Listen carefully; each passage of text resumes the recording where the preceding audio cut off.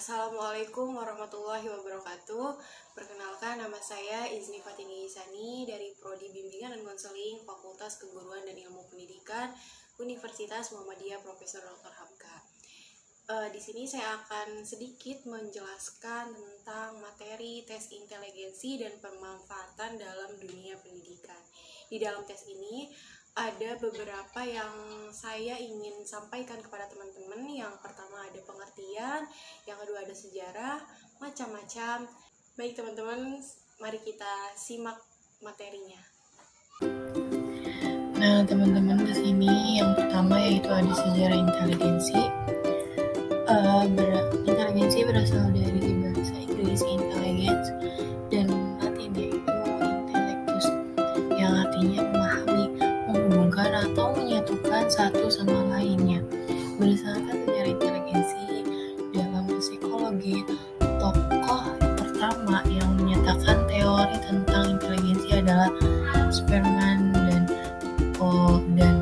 John Paul yang pada tahun 1951 mengemukakan adanya konsep lama berkaitan dengan kekuatan yang dapat melengkapi akal dan pikiran manusia.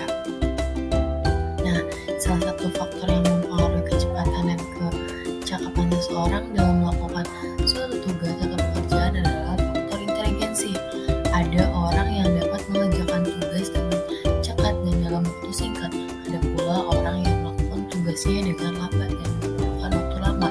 Semua itu ditentukan oleh taraf inteligensi yang memiliki masing-masing orang tersebut. Inteligensi dikenal oleh sebagai masyarakat sebagai kecerdasan, kepandaian, kecerdikan, kepintaran, dan banyak istilah lain yang pada umumnya mengandung makna yang sama.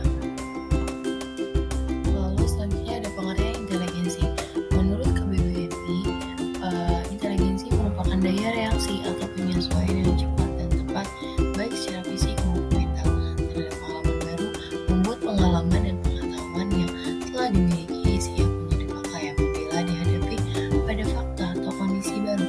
Kecerdasan inteligensi berasal dari bahasa Inggris. Nah, yang tadi sudah disampaikan, yang pertama bahwa intelligence. Nah, ada beberapa pakar psikolog yang mengatakan salah satunya yaitu ada menurut Vernon merumuskan inteligensi sebagai kemampuan untuk melihat hubungan yang relevan di antara objek-objek atau gagasan-gagasan serta kemampuan untuk menerapkan hubungan-hubungan ini ke dalam situasi-situasi yang serupa. Nah, lalu selanjutnya ada perkembangan teori inteligensi. Di sini ada dua menurut para ahli. Yang pertama yaitu ada menurut Alfred Binet. Menurut Binet, inteligensi merupakan sisi tunggal dari karakteristik yang terus berkembang sejalan dengan proses kematangan seseorang.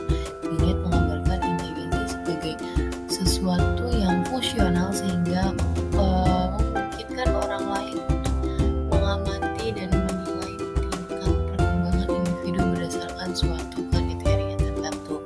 Nah, lalu ada menurut Edward Lee Twombly, pada dasarnya teori menyatakan bahwa inteligensi terdiri atas berbagai kebutuhan spesifik yang ditampakkan dalam wujud perilaku inteligensi ke dalam 3 bentuk kemampuan. Nah, di sini teman-teman saya tidak menyantumkan 3 kemampuan tersebut, tapi saya akan menjelaskan lebih rinci lagi kemampuannya.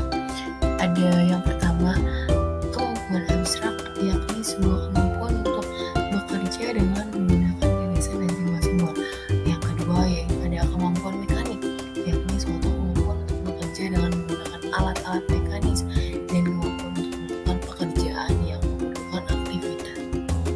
Lalu yang ketiga ada kemampuan sosial, yakni suatu kemampuan untuk menghadapi orang lain di sekitar dengan cara-cara yang efektif.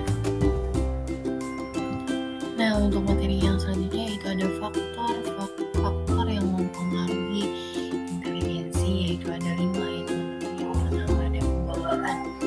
Hal yang menentukan pembawaan seseorang adalah sifat atau ciri-ciri yang dibawa oleh orang tersebut sejak lahir.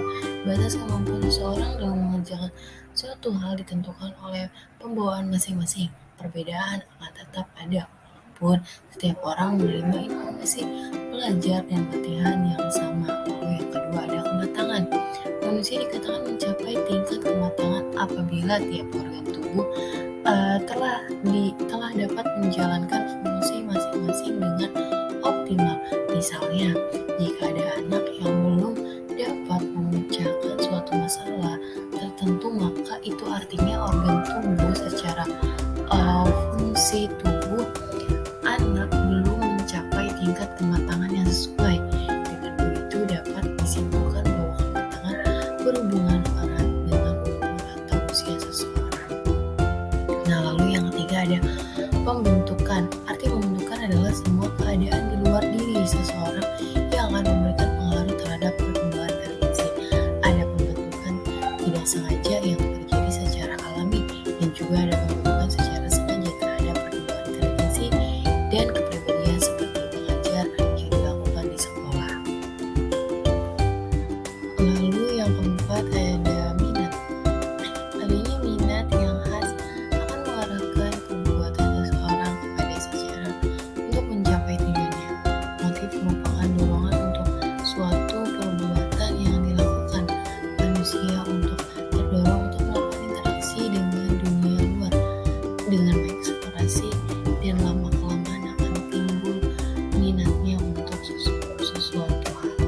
Nah, yang terakhir ada kebebasan. Arti kebebasan di sini bahwa manusia dapat memilih metode tertentu dalam upayanya untuk memecahkan masalah yang dihadapinya. Kebebasan ini berarti bahwa minat tidak selalu akan menjadi syarat dalam perbuatan yang mengandung inteligensi. Nah, jadi semua faktor tersebut berhubungan satu dengan lainnya, karena kita tidak dapat hanya mengukur inteligensi seseorang dengan satu faktor tentu saja. Semua faktor merupakan satu keseluruhan yang menentukan dalam mengukur inteligensi seseorang. Nah, untuk materi selanjutnya itu ada macam-macam tes inteligensi yang digunakan. Yang pertama yaitu ada tes Binet. Tes Binet Simon dipublikasikan pertama kali pada tahun 1905 di Paris. Tes ini digunakan untuk mengukur kemampuan mental seseorang. Inteligensi digambarkan oleh Alfred Binet sebagai sesuatu yang fungsional. Komponen dalam inteligensi sendiri terdiri dari 3 hal, yaitu kemampuan untuk mengarahkan pikiran atau tindakan, kemampuan untuk mengubah arah tindakan bila tindakan tersebut telah dilaksanakan, dan kemampuan untuk mengkritisi diri. Nah, lalu ada yang kedua ada WISC. Tes ini adalah salah satu tes yang sering dan umum digunakan di dunia psikologi, serta sering digunakan oleh para psikolog. Tes ini digunakan untuk tes inteligensi pada anak usia 8 sampai 15 tahun. Nah, melalui tes tersebut dapat mendeskripsikan berbagai aspek kecerdasan anak, dan dapat mengukur kemampuan kognitif seseorang dengan melihat pola-pola respon pada tiap-tiap subtes. Nah, lalu yang ketiga di sini ada WPPSI. Nah, yaitu dikembangkan oleh Weishaupt sesuai dengan namanya. Alat tes ini dirancang dan ditujukan untuk anak-anak pada usia sebelum masuk sekolah atau anak-anak yang ada pada tingkat taman kanak-kanak. Perkiraan usia dimulai dari 2 tahun atau saat anak mulai masuk ke taman kanak-kanak hingga umur 6 tahun saat anak mulai masuk ke sekolah dasar. Nah, lalu selanjutnya itu ada ITS. Tes ini merupakan alat tes inteligensi yang telah adaptasi di Indonesia. Tes ini dikembangkan oleh Rudolf di Frankfurt Main, Jerman pada tahun 1953. Tes ini terdiri dari 9 subtes. Nah, yang pertama yaitu ada subtes Selbsterganzung, merupakan kemampuan berpikir konkret, praktis, mengukur keinginan berprestasi, pengambilan keputusan, kemampuan memahami realitas, common sense, pembentukan pendapat atau penilai, dan kemandirian dalam berpikir. Nah, lalu ada subtes Word-Toswal, mengungkapkan kemampuan bahasa dengan menangkap inti kandung makna dari suatu yang disampaikan, kemampuan empati, serta kemampuan berpikir induktif dengan menggunakan bahasa. Ada subtes analogi, mengungkapkan kemampuan berpikir secara fleksibilitas, kemampuan menghubungkan atau mengkombinasikan resistensi, serta kemampuan untuk berubah dan berganti dalam berpikir. Lalu selanjutnya ada subtes GE, mengukur kemampuan memahami esensi pengertian suatu kata, kemudian dapat menemukan kesamaan esensial dari beberapa kata, serta mengukur kemampuan menemukan ciri-ciri khas yang terkandung pada dua objek dalam upaya menyusun suatu pengertian yang mencakup kekhasan dari dua objek tersebut. Lalu ada subtes RA, mengukur kemampuan berpikir logis, kemampuan bernalar, memecahkan masalah praktis dengan berhitung, matematis, dan kemampuan berpikir runtut dalam mengambil keputusan.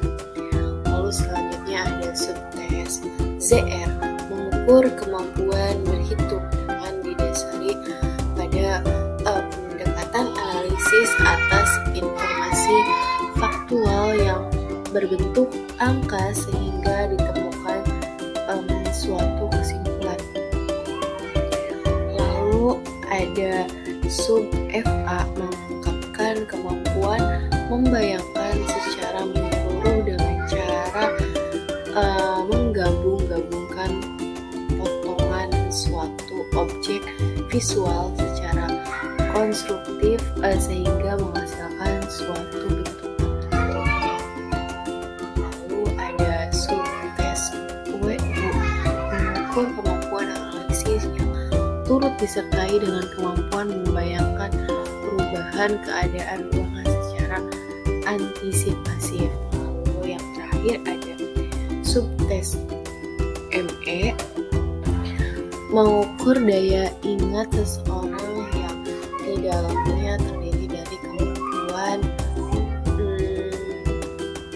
kemampuan menyimpan atau mengingat dalam waktu lama. Nah, lalu selanjutnya di sini ada SPM.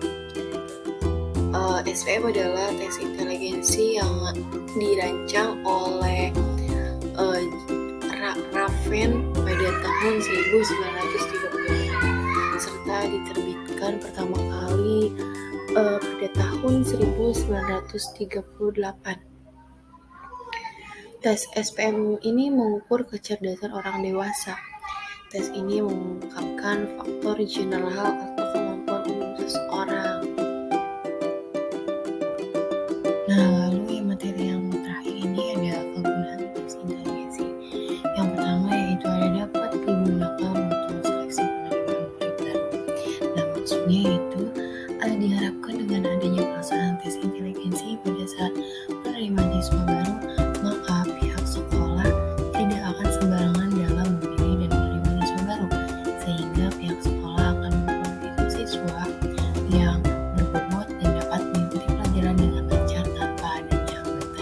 dari aspek kognitif. Lalu yang kedua yaitu ada pembinaan atau mengevaluasi terhadap prestasi yang telah dicapai. Nah, maksudnya di sini apa? Yaitu dengan adanya tes inteligensi dapat diketahui potensi yang dimiliki siswa sehingga dapat mengukur prestasi yang akan dicapai atau yang telah dicapai siswa selama ini sesuai atau tidak dengan potensi yang dimilikinya, serta dapat diketahui juga hambatan yang dialami oleh siswa tersebut.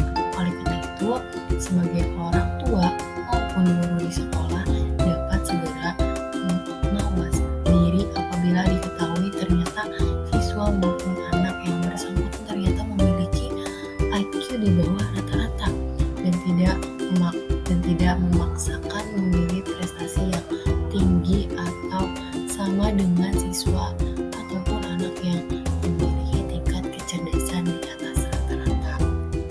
Nah, lalu yang ketiga yaitu ada mengelompokkan siswa pada program khusus. Melalui tes inteligensi, para pendidik maupun orang tua dapat mengetahui beberapa besar tingkat kemampuan siswa dalam menerima materi di sekolah. Bagi siswa yang cerdas, biasanya mereka akan dengan cepat menangkap, mengerti, dan memahami pelajaran yang diberikan di kelas. Sementara itu bagi siswa yang kurang cerdas, mereka akan lambat bahkan akan mengalami kesulitan dalam memahami materi pelajaran yang diterima. Oleh sebab itu, bagi sekolah yang bermaksud mengadakan kelas akselerasi, kelas unggul, ya akan lebih baik jika menggunakan data yang diperoleh dari hasil tes inteligensi sehingga memudahkan untuk mengelompokkan siswa sesuai dengan potensi dan kemampuan yang dimilikinya secara tepat dan proporsional. Lalu yang terakhir ada hasil tes inteligensi dapat disumbangkan pada program pemilihan jurusan program studi. Apabila hasil tes inteligensi ini dilengkapi dengan data-data hasil tes kepribadian, tes prestasi, tes bakat, tes minat, dan hasil tes lain, maka semua data yang terpadu ini sangat berguna bagi kepala sekolah, guru, orang tua untuk lebih memilih peserta didik, dan mereka dapat menyediakan lingkungan yang dibutuhkan peserta didiknya. Baik teman-teman, mungkin cukup sekian materi yang sudah saya sampaikan. Kurang dan lebihnya mohon maaf. Wassalamualaikum warahmatullahi